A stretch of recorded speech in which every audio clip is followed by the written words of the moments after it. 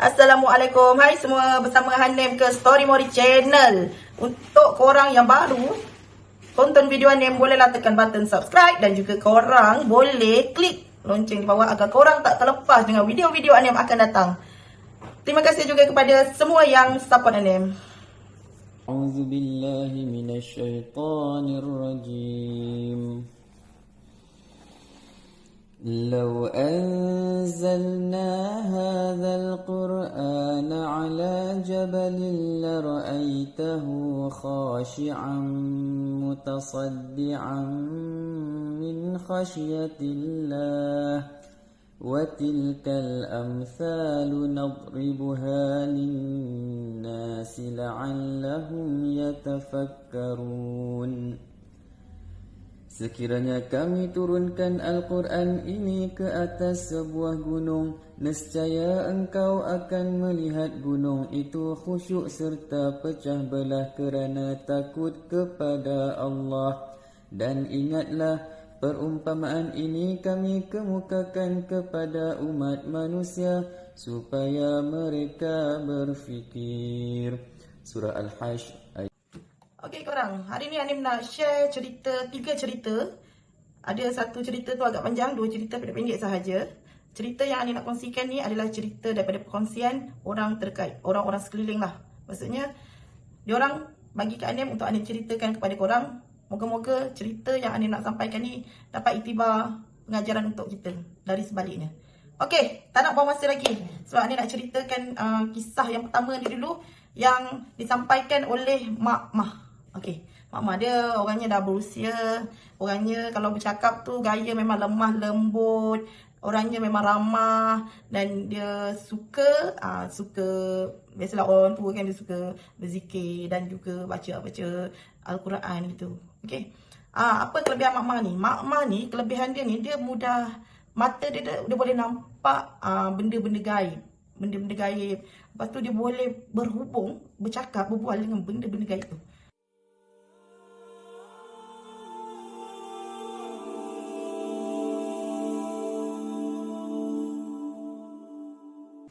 Okey, macam mana Mak Mah boleh tahu? Pada asalnya, adik Mak Mah sendiri tak ceritakan pun.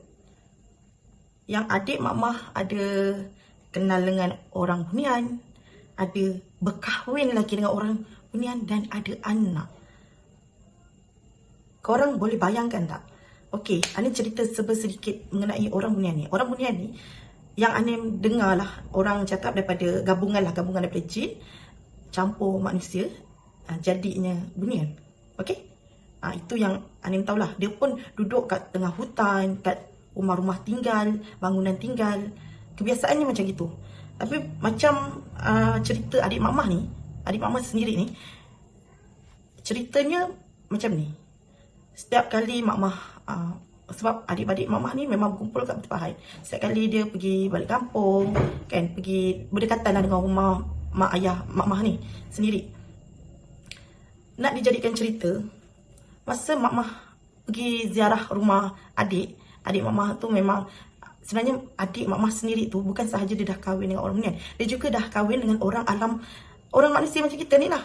Manusia alam kat muka, alam realiti lah yang kita nampak ni, manusia biasa gitu. Okey. Setiap Mak Mah memang dah banyak kali lah adik Mak Mah mengadu yang isteri dia kerap sakit. Okey, kerap sakit, memang badan lemah sangat.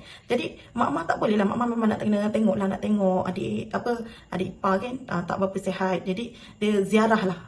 Okey, bila Mak Mah ni, dia ada kelebihan yang dia boleh tahu ada yang tak kena. Sebab adik ipar dia ni memang bukan sakit yang biasa, ni luar biasa. Okey, nak dijadikan cerita, masa Mak Mah nak balik, Mak Mah berjumpa face to face lah dengan adik Mak Mah tu sendiri. Dan Mak Mah tanya kepada adik Mak Mah, "Dek, kau ada jumpa sesiapa ke kat hutan?" Bila Mak Mah tanya kat adik Mak Mah tu, reaksi adik Mak Mah tu macam, kenapa tiba-tiba kakak aku ni tanya benda ni, kenapa tanya. Padahal dia tak ada cakap dengan sesiapa, termasuk isteri dia yang sakit tu. Okay. Lepas tu adik mama pun cakap, tak adalah kak, saya memang biasa time-time maghrib dan nak maghrib memang saya bakar-bakar sampah je lah kat hutan tu. Bakar-bakar daun-daun yang kering-kering gitu. Mana nanti saya jumpa sesiapa. Cakap betul-betul. Mak Mah bagi penegasan macam tu. Cakap betul-betul. Adik dia pun macam rasa terdiam lah. Adik dia pun memang rasa aku nak bagi tahu ke tak. Tapi memang aku kena bagi tahu juga. Sebab dia tak pernah nampak kakak dia ni lembut, orang dia lembut. Tiba-tiba kakak dia berkeras. Cakap betul-betul. Bila dia dah beranikan diri untuk cerita dengan Mak Mah, dia pun cakap, macam inilah kak. Sebenarnya aku dah kenal dengan ada orang Bunian tu. Dia memang kat kebun biasa aku bakar-bakar tu lah. Kat situ lah tempat dia. Lepas tu dia ceritalah daripada A sampai Z. Hari tu tak habis itu je. Mak Mah pun balik rumah dia. Dan Mak Mah telefon adik dia. Selepas seminggu, Mak Mah telefon. Dek, hari Minggu ni akak nak turun. Akak nak selesaikan benda ni. Adik dia pun rasa macam, akak aku nak selesaikan benda ni.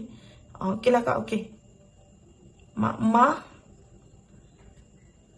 dah buat solat hajat. Mak Mah memang dah berdoa lah. Mak Mah memang nak tolong, nak bantu dengan izin Allah lah. Benda ni dengan izin Allah. Jadi minggu depan tu Mak Mah memang ke kampung jumpa adik dia terus.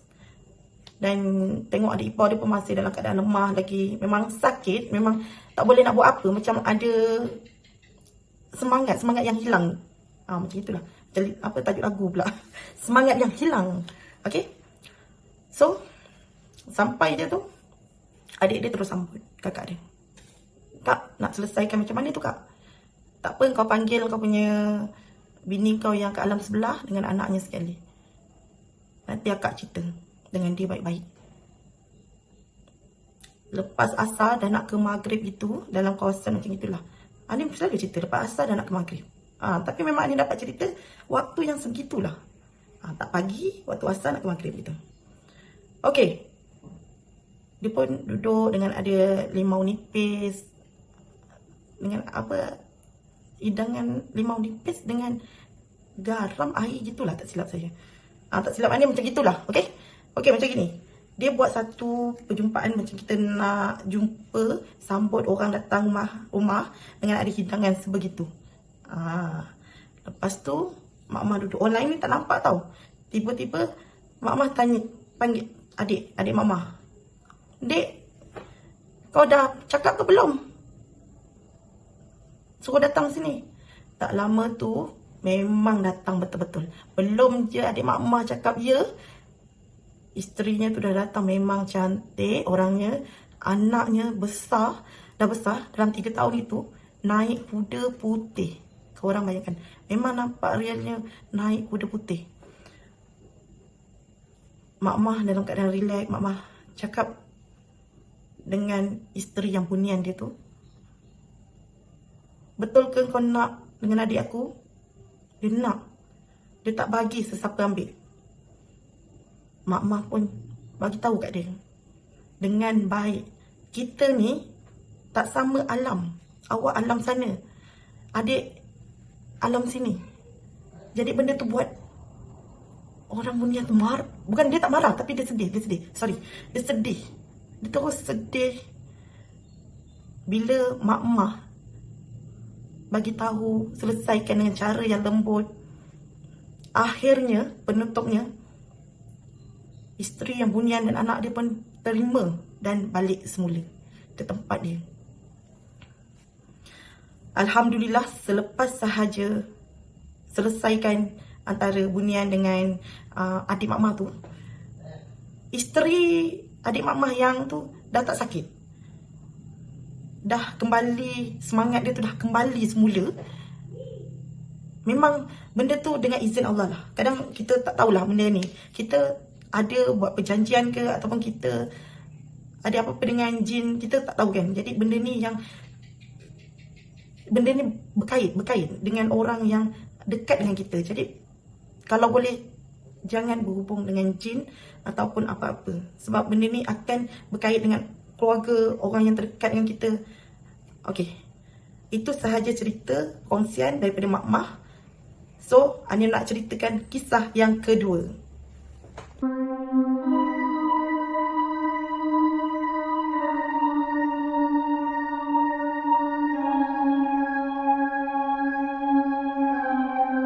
Ini kisah dia, kawasan rumah Kak Ruby ni adalah tempat orang Bunian tu sendiri.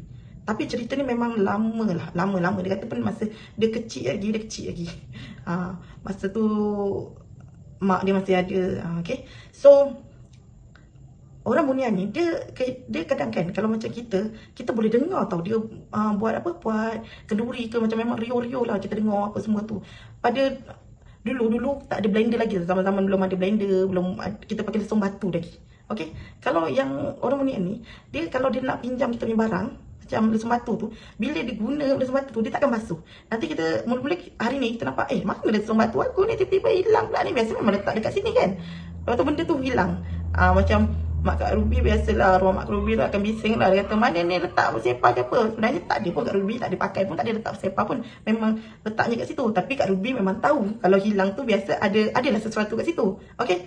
Nak dijadikan cerita, bila benda ni, dia terdengar je orang bising tanya pasal barang yang hilang tu, dia akan tiba-tiba benda tu muncul ada. Ada tapi dia tak akan basuh. Okay. Kalau misal kata dia tengah buat sambal ke apa kan, nanti kesan lada tu ada kat situ.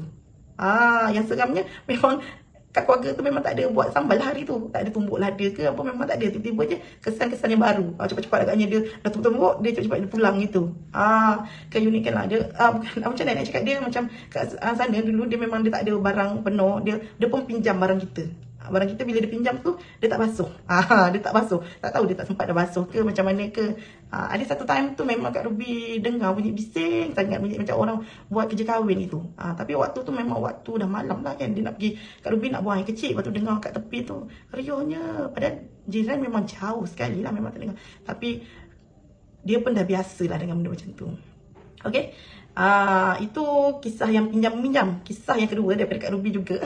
Okay, kisah ni masa tu senja. Biasa kalau orang nak orang-orang mak-mak biasa kan, dia akan siram pokok time dah nak senja itu. Okay, time Mak Kak Ruby nak siram pokok, tak tahulah mata Mak Kak Ruby tu memang nampak jelas. Okay, dia kan siram pokok pakai getah pipe itu. Siram. Lepas tu masa tu Kak Ruby memang teman mak dia lah kat bahagian depan dia tu lah. Teman sambil kaut sampah yang sikit-sikit itu. Sebab rumah Kak Ruby ni memang jenis jaga lah, rumahnya bersih. Okay, memang jaga, pokok-pokok pun jaga. Jadi nak dijadikan cerita, Mak Kak Ruby ni masa time nak siram pokok tu, nak cepat-cepat sebab hampir maghrib dah senja. Waktu senja tu, tiba-tiba ramai budak-budak main kat belakang dia. Realitinya memang nampak budak kecil berlari-lari main kat getah pipe tu. Lepas tu Mak Kak Ruby sambil cakap dengan Kak Ruby, tolong ni mak ni, tengok ni budak-budak ni main kat belakang ni, orang nak cepat ni, nak siram pokok dah nak maghrib ni. Lepas tu tak lama tu Kak Ruby pun tengok lah, apa mak aku ni jerit-jerit seorang-seorang, mana ada budak kat situ.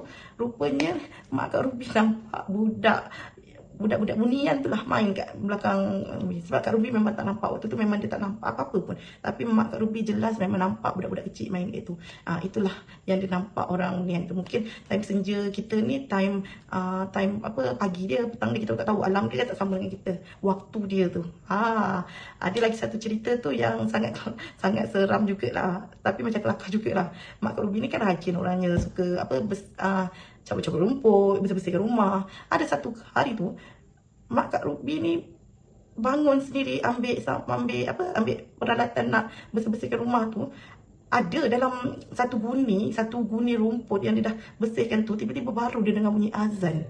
Maksudnya bila dia ni dah banyak tu, waktu dia nak dapatkan, kalau biasanya kalau dia nak dapatkan rumput yang satu guni tu, makan masa 2 jam juga, lamalah juga sebab rumput yang kecil-kecil je. Sebab dia memang jaga rumah dia tu kan, rumput yang kecil, sangat kecil tu. Lepas tu dengar bunyi azan. Allahu Akbar. Aku ni baru dia macam tersedar yang dia campur rumput tu. Dia terbangun tu, memang dia tak sedar waktu tu. Okay, realitinya memang dia merumput tu sebelum subuh. Mungkin dalam pukul 4 pagi tu dia dah keluar rumah dengan dia tak sedar yang dia dah bawa peralatan dia tu. Tahu-tahu je dia tengok, dah 1 guni penuh ni. Maksudnya dia dah lama dah merumput kat situ. Itulah kisah bila dia berjiran dengan alam sebelah. Okay, tapi tak tahulah yang benda yang cerita akhir mengenai Mak Kak Ruby tu tak tahulah ada kena-kena dengan bunyian ke tak. Tapi itulah kejadian pelik yang berlaku pada waktu Kak Ruby membesar. Okay, waktu Kak Ruby kecil lah. Okay, itu saja perkongsian daripada Anim, penyampaian. Semoga apa yang Anim sampaikan ni dapat kefahaman untuk korang. Semoga korang dapat kefahaman tu. Okay, dan Anim ucapkan terima kasih juga yang dah tonton video Anim sampai habis. Semoga Anim dapat keluarkan lagi video-video yang boleh jadi iktibar pengajaran untuk kita bersama. InsyaAllah. Okay, Assalamualaikum. Bye.